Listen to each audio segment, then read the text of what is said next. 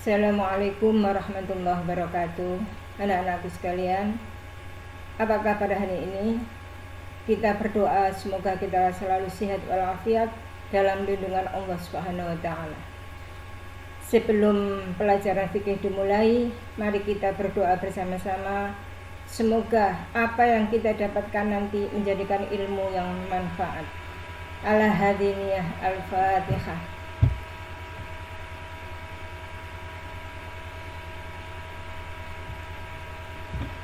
Selanjutnya, mari kita pelajari fikih pada hari ini dengan bab yaitu toharoh atau bersuci. Kalian sudah tahu tujuan pembelajarannya adalah mendeskripsikan toharoh dan menerapkan ketentuan toharoh dalam kehidupan sehari-hari. Toharoh atau bersuci dasar hukumnya adalah Quran Surat Al-Baqarah ayat 222. Bismillahirrahmanirrahim. Innallaha yuhibbut tawwabina wa yuhibbul mutatahhirin. Artinya, sesungguhnya Allah mencintai orang-orang yang bertaubat dan orang-orang yang menyucikan diri. Selanjutnya, hadis Nabi yang berbunyi, la yaqbalullahu sholatan bighairi tahurin, rawahu Muslim. Artinya, Allah tidak menerima sholat seseorang yang tidak dalam keadaan suci. Hadis ini diriwayatkan oleh Imam Muslim. Selanjutnya, yang perlu kalian ketahui adalah pengertian toharoh. Toharoh menurut bahasa artinya bersih, suci. Menurut istilah, melenyapkan sesuatu yang ada di tubuh, pakaian, dan tempat yang menjadi hambatan bagi pelaksanaan sholat dan ibadah lainnya menurut tuntunan syariat Islam. Sedangkan alat untuk bersuci adalah terbagi menjadi 4 macam. 1. Air. 2. Debu. 3. Batu atau tisu. 4. Ad-dabiq atau alat yang digunakan untuk menyamak kulit bangkai dari binatang suci. Ini diwujudkan ketika zaman Nabi yang keempat ini. Selanjutnya, macam-macam air untuk bersuci perlu kalian ketahui. Di sini ada 7 macam, yaitu 1. Air hujan, kita semua sudah pernah tahu. 2. Air laut. 3. Air sungai. 4. Air sumur. 5. Air mata air atau sumberan. Yang 6. Air es atau air salju. Yang 7. Air embun. Selanjutnya, kalian perlu kenal istilah istinja. Istinja itu sendiri pengertiannya adalah membersihkan najis pada bagian dubur ataupun kubul dengan cara membersihkannya menggunakan air. Dasar hukum istinja adalah hadis Nabi yang diriwayatkan dari Anas bin Malik. Ia berkata, Rasulullah SAW pernah masuk ke kamar kecil untuk buang air besar. Lalu aku membawakannya seember air. Lalu beliau pun beristinja dengan air tersebut. Hadis ini disepakati oleh Bukhari dan Imam Muslim. Yang bagian ketiga adalah hikmah disyariatkan istinja. Yang pertama, hikmahnya adalah untuk mensucikan diri dan menghilangkan najis dari badan. Yang kedua, menjaga kebersihan. Selanjutnya, macam-macam toharoh yang perlu kalian ketahui. Toharoh dibedakan menjadi 2 macam, yaitu bersuci dari hadas dan bersuci dari najis.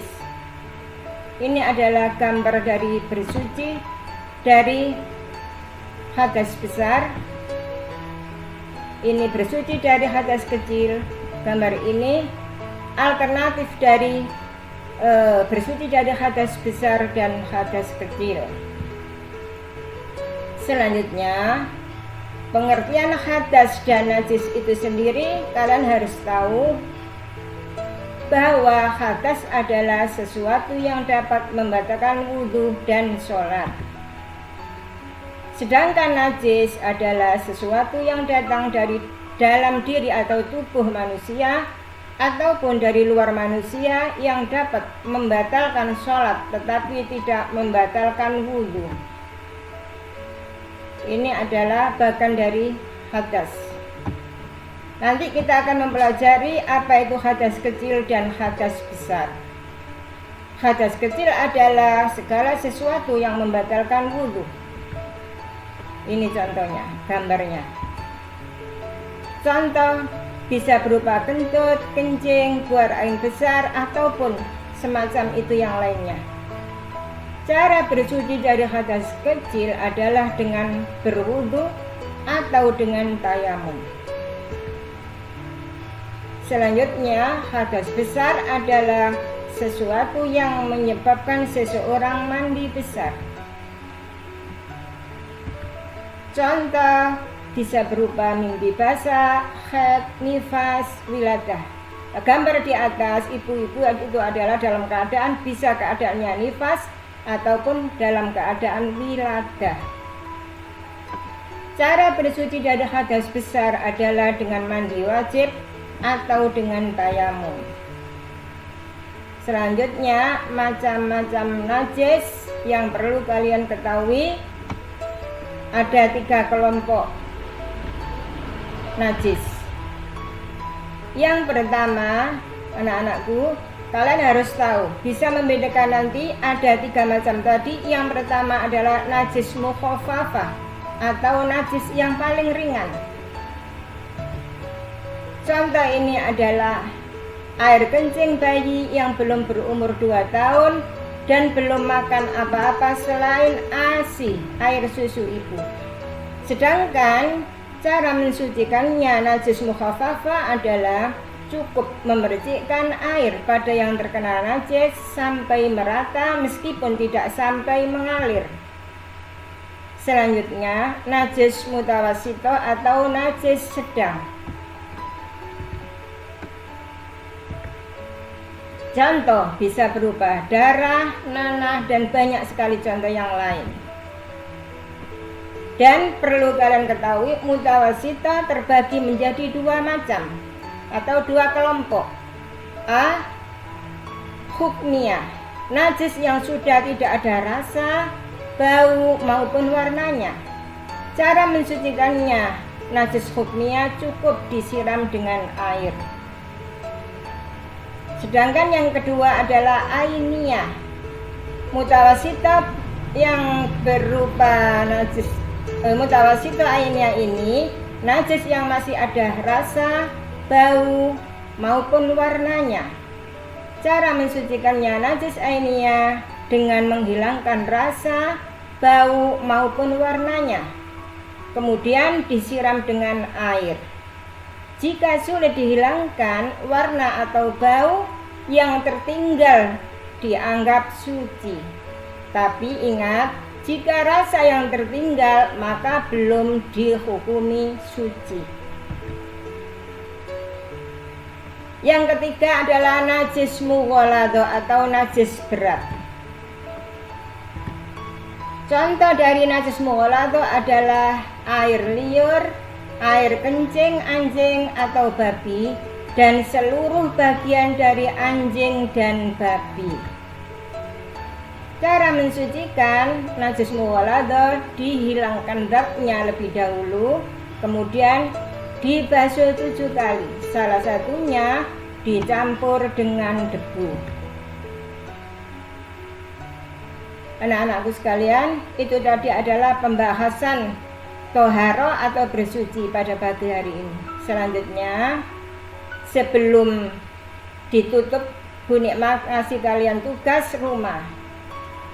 Tolong lihat halaman 37 sampai dengan 38 buku paket. Tugas rumah yang kedua, tolong kalian menjawab pertanyaan 5 yang telah ditulis. Kemudian dikerjakan di lembaran, dikumpulkan waktu KPT, kegiatan pengumpulan tugas, atau bisa langsung kalian kirim ke Google Classroom. Itu saja yang bisa kami sampaikan pada pagi hari ini.